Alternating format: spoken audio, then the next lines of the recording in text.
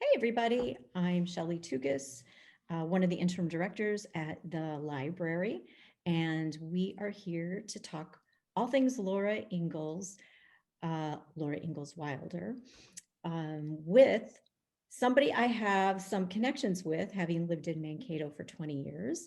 So we know have a lot of mutual friends, and of course, Minnesota State University Mankato is such a big part of that community. Amy Lauters is a professor in the mass communications department, and she also has a fascinating professional and personal involvement in the history and life of Laura Ingalls Wilder, including she is the past president of the Laura Ingalls Wilder Legacy and Research Association and author of the rediscovered writings of Rose Wilder Lane, who in herself is a fascinating character. And kind of in my personal opinion, I think her story is more interesting, but a lot of Laura fans might have something to say about that. So, Amy, why don't you start and we'll sort of swap some of our childhood Laura memories and what drew us to her story and how it impacted us. When did you start reading the books and did you watch the television show? Yes, and yes, at the same time, virtually. I was born in St. Croix Falls, Wisconsin, which is just north of you in Hudson. Yeah. And my family up there, my father's family, they had a farm up in that area, and my grandmother was friends with one of Laura's cousins because there's a lot of Ingalls relatives that live up in that neck of the woods, There are. actually. I've met some of them too. They're great. It's fun to have that kind of a connection. And when I was small, I was very interested in the television show. My grandmother gave me the books kind of one at a time at a birthday and at the holidays, and she would have me read them. And then she introduced me to Laura's cousin Ruby in her living room and said, "This little girl in this book is my cousin." And I was about 5, I think, and I was trying to figure out how this little girl had a cousin that was as elder as the person who was having coffee with my grandma. So there was this connection pretty much immediately where I understood that the little girl in the books had been a real person. And that really sparked a lot of interest in me in not just Little House books, but also I became an historian in part because of that sudden epiphany moment. These are real people. This history stuff. This actually happened Oh. to real people. It was really exciting to have that moment. Mhm. I remember loving the books. And then when I'd watch the television show with my family, I would shout out things that were different from the books. I'm sure it was really disruptive, Mary never got married. And so, of course, she didn't have a husband who recovered from his blindness. And, Who is this Albert person? This Albert person didn't show up in the books anywhere. and Uh, I also just loved playing outside and, pretending I was on a pioneer farm and pulling weeds in the yard. And that was helping Pa, so um, it was a big part of my childhood, and so I was watching the show and then kind of let it go for a long time as I became a teenager. I don't think I ever actually let it go. I think that's part of the thing here. I realized recently that I never quite gave up that fandom as a fandom. Yeah. Even as it sort of waxed and waned through things, I would do things like write um, papers on Laura Ingalls Wilder, the real Laura Ingalls Wilder, as opposed to the books or opposed to the television show for high school essays and things like that. And Mhm. then, of course, when I went to grad school and it became time to start working on research and dissertation type work, I automatically fell back on Laura as a starting point. I don't even know why exactly. Um, Other than my grandmother had passed away just before grad school started, and I was thinking really deeply about those influences, those early influences, farm women, and where could I find them in history? And of course, Laura Ingalls Wilder is right at the top of the list of American farm women we know about in history. So that's kind of where that where that piece of research started. So she's just sort of always been there. Well, And how did you tie that to mass comm? well, she was a journalist. Okay. When you're looking at who Laura Ingalls Wilder was, I mean, she was a farm woman. She was a farmer's wife. Mhm. Although, one of my arguments in a lot of my research is they're more than a farmer's wife. There's more to that story. Yeah. Um, but And so she wrote for the Ruralist, right? She wrote for the Ruralist from 1911 to 1926. She wrote a series of newspaper columns um, called it, As a Farm Woman Thinks. They've been republished since in Little House in the Ozarks, if people are interested in reading those, Mhm. mildly edited. Um, but that was, to begin with, a means of making a little more money. Mhm. This period in history, farm life was tough enough as it was, and if you were sort of trying to make a living from land, it could be really challenging. And as we were heading into the 20s, there was drought, there conditions. There's always economic challenges, and she and Almanzo were relatively well off there in a way, in their place in the Ozarks, in terms of they had what they needed to stay out of debt and feed themselves and keep the farm running.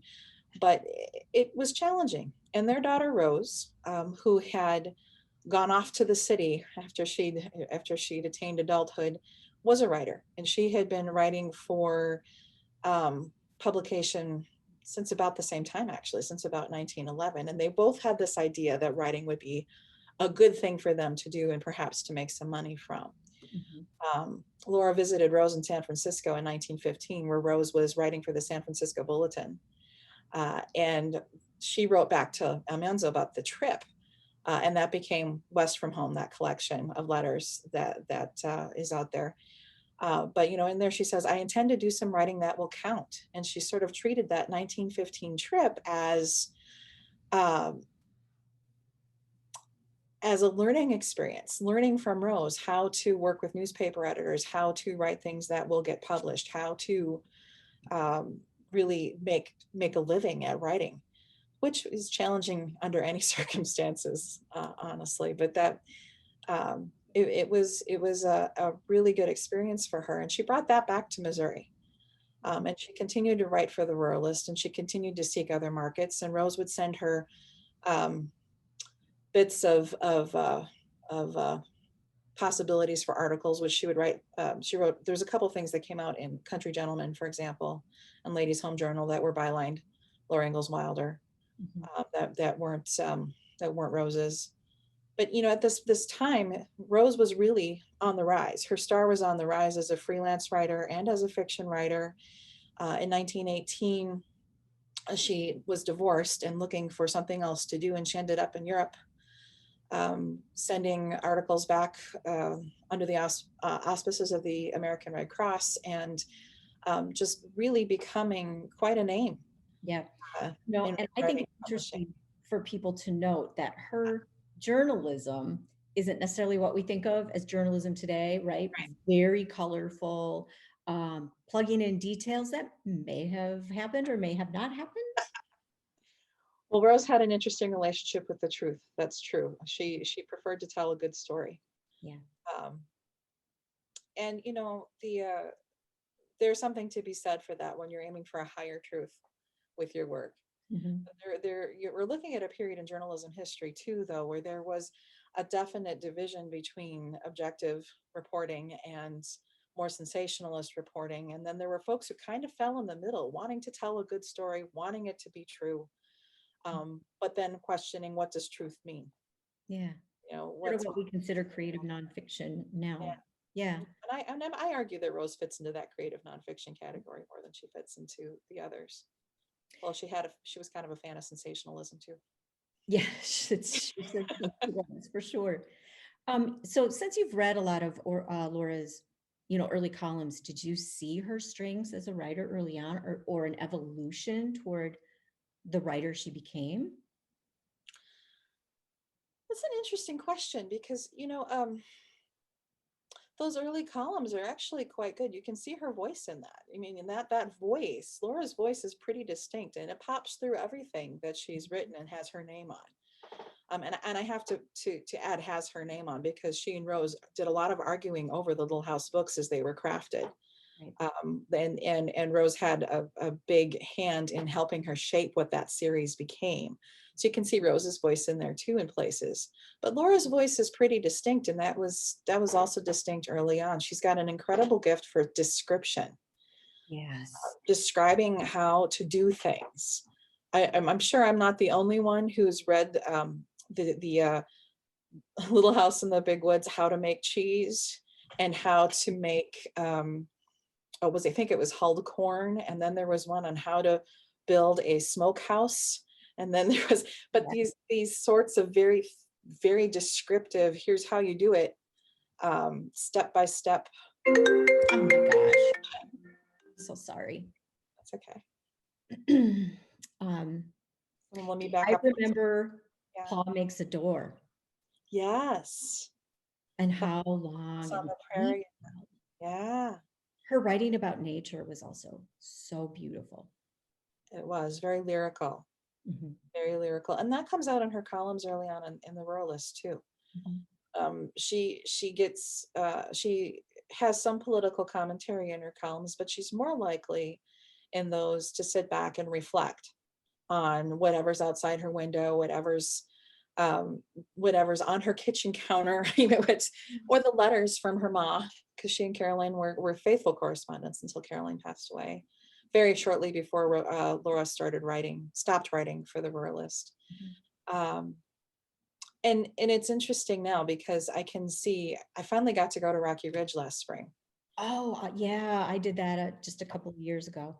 Yeah. Wow, what an amazing, if you're a Laura fan, this is a trip you must make.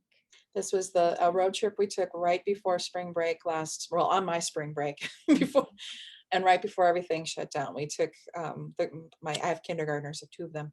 We went down to Rocky Ridge. We took a road trip, but the windows, I think about her columns now, and I can't help but think about the windows in her parlor, which she wrote about in her columns as being her pictures. She didn't want to cover them with curtains because the image outside her windows, which faced the ravine on Rocky Ridge, just gave her so much to look at every day. So many things that she could write about. And yes, she's just really got a lovely voice for describing nature. I think about what you said about farm wives and how hard life was. And for Laura, there was that extra layer since, first of all, it's really hard to say Almanzo after years of saying Almanzo, but Right. you're corrected right away when you go on that tour of the pronunciation of his name. Yeah. But since he had that stroke, he could not be a fully functioning farmer. No. And No. that put a lot of burden on Laura. Well, it did. It did. And she had to be a fully functioning partner on that farm, with some of the heavy lifting until they were able to get some other assistance. And she she didn't complain about it. She just did it. She just jumped in and did what needed to be done. And that was sort of her personality all over, I think, too. Although it's fun to talk to people in town who knew her or knew Rose, and talk about sort of that generational gossip that comes down about how she loved to dress up to go into town and she wouldn't be caught off the farm in anything less than her best. This kind of thing, she was quite a lady. I guess that was kind of the point of that gossip. Now, and for a while, they even moved out of that and had to live in town or chose to live in town for a while in Mansfield. Yeah, my understanding is that they had a house in town that Almanzo's father left them. Yeah. That they ran as a boarding house, and that house is still there. You can see it. Can It's you not. tour it No, inside? Oh. you can't tour the inside. It's not a public space. It's one of those places where if you walk into town and ask, or you run into somebody who knows you're a Laura person, say, well, I can tell you right where those houses are, which is what happened to us. We stopped for lunch and they said, well, now if you want to see the other houses, you want to go up this street and turn here. Because that house is now private. It's a private house. Not terribly far from Rocky Ridge either. It's on the way out to Rocky Ridge on the right, as you're going out. And then the schoolhouse that Rose went to school in is on the left going out that direction. Oh, awesome. That's been turned into a private residence as well. Yeah. Let's chat a little bit about the myth of the model pioneer and Paul as the model successful pioneer. Yeah. It sounds like he saw a wheat crop as his lottery ticket. He never cashed in that lottery ticket. Well, and I would not use the word successful as applied to Pa Right. either, to be honest. Right. Charles Ingalls, even Laura writes that he was more of a poet than a farmer. Yeah. He was a musician, and he was certainly a very capable person. Mhm. Clearly a very capable person. He does all these kinds of jobs to support his family, from being a butcher to his carpenter skills were fantastic, but and Well, he served as a justice of the peace in De Smet, and he had a solid, he was a very smart man. Mhm. But he really was one of those who was looking for that next opportunity, and looking for the next opportunity, and looking for the next opportunity. And out of necessity, in fairness to him, I mean, I think the only reason they left Minnesota was because of grasshopper plagues. I mean, that's like a once in a millennium Mhm. disaster that he had to figure out a way to weather, no pun intended. And you know they just legitimately had numerous disasters that they had to figure out, that they had no control over. Mhm. um, and finally settling in De Smet, with Caroline saying, no, this is no further, we're staying here. Mhm. So figure that out. I guess this is where we're going to be. But there was a lot of that movement, especially in the latter part of the 19th centuries. People were trying to find a place to be. Part of that was because of the 1862 Homestead Act, which offered 160 acres of free land. And I put that in quotes because, of course, it wasn't really free. You had to live on it for 5 years, Mhm. prove up, which means farm on it, put a shelter on it, put in some crops, raise some animals, make sure, improve the land Mhm. over the course of 5 years. And then there was, I think it was a $14 filing fee at the end of all that to get that land. Mhm. That's not free. You're putting a lot of work into getting that. And when you got it, you still have all of that work to continue on it. So it wasn't an easy thing to do. Sorry about that.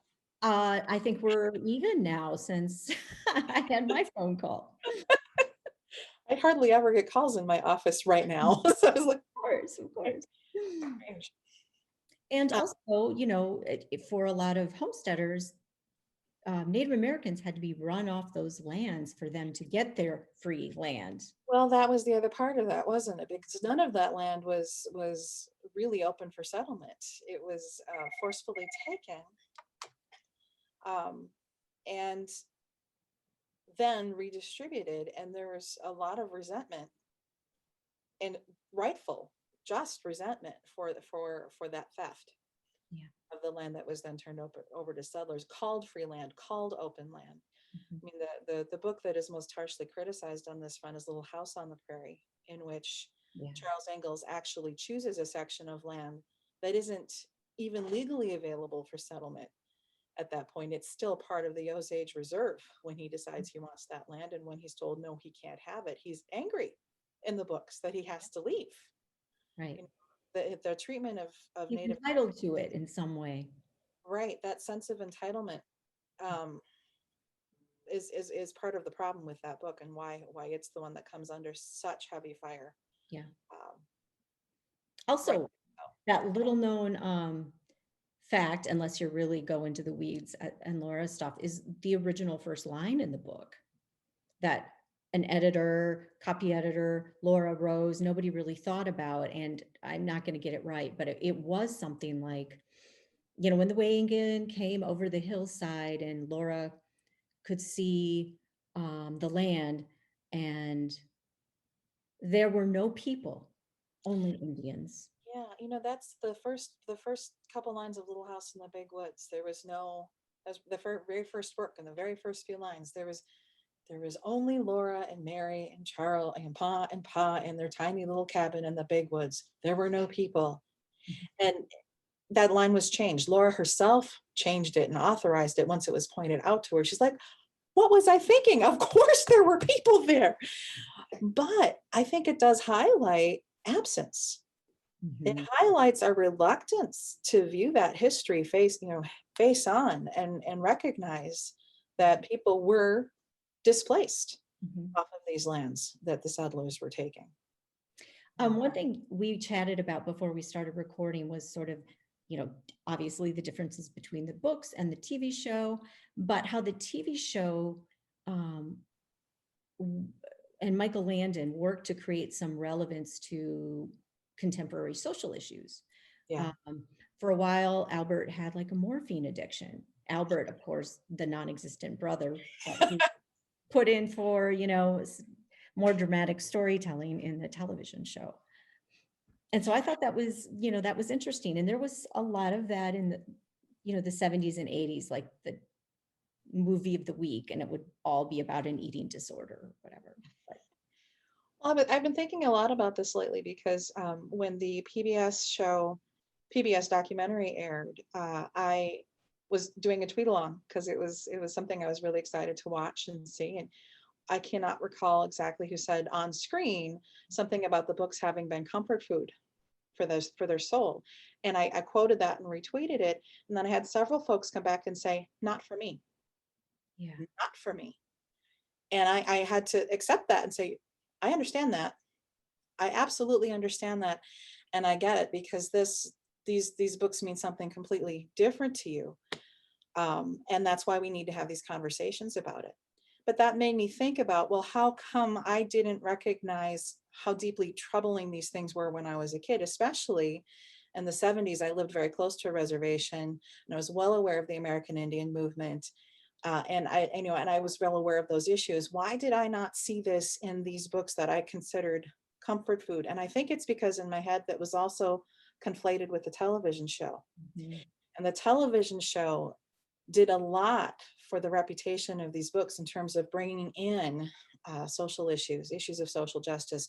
There are more Black actors on the television series than there are people of color in the books. Mhm. They regularly addresses issues of disability, issues of color, issues of race, issues. The television show does all that. And it did it through the end of the 70s and into the 80s. It did that for a generation of folks. And now, of course, you can still see the show, but it doesn't quite have that same, here I am I think it was Monday nights, appointment television, bringing in those things that aren't actually in the original series. Right. Yeah, the original Mhm. books don't have, there's a lot of absence in there. It's a very focused narrative on that white settler pioneering progressive Mhm. experience, which is only one facet of the story. So how do you personally balance being a fan with um, there's a lot of anti-Laura sentiment out there right now because of those things you just addressed, because of the way Native Americans are portrayed, not to mention paw in blackface. You Mhm. know, it, it's rampant throughout the books, and even the ALA, the Library Association, took Laura's name off their legacy award, Yeah. and that was very controversial. A lot of Laura fans were upset, and a lot of other people were like, "This, it's about time, and this should have been done a long time ago." So, how do you land on all that? Oh, you don't ask the easy questions there, Shelley. That's a tough one. I think Liz? it's super tough, and I think those of us who've been long-term fans really have to struggle and face up to what's happening there. And part of that is a recognition that white rural culture does not deal fairly with American Indian issues or issues of race in general. There's been a sort of a suppression of those issues. I think part of it might be guilt based, or part of it is just we don't want to think about what we've done or what our families did or what our ancestors did to get us this land. We don't want to think about that. And as a fan, I've had to say, okay, as a scholar, actually, as a person, I've had to say, okay, well, I have to recognize that history. Mhm. I have to recognize that history and acknowledge it. And we need to talk about it because it's not going to go away. And we run the risk of repeating that suppression and repeating that history if we don't talk about it. I mean, I think it's perfectly okay for me to enjoy eating pancakes but are made like little men, like they talk about in the Big Woods book, or to enjoy the discussion of that culture from a feminine perspective, because that book is very much, these books are very much from a feminine perspective, which was most of their appeal for me. It's okay for me to do that, as long as I also acknowledge the problems that these books don't address, that we need to bring out, that we need to highlight, that we need to discuss. We can't have one without the other, I think. I do think there's some guilt. I think there's also some thought that, well, I can walk away from this. It wasn't me. I didn't do this. I didn't own slaves. I didn't push Native Americans off their land. And that allows people to separate themselves from the abuse that happened. Yeah. And it might be a defense mechanism, but those communities are still living today with the ramifications of our history.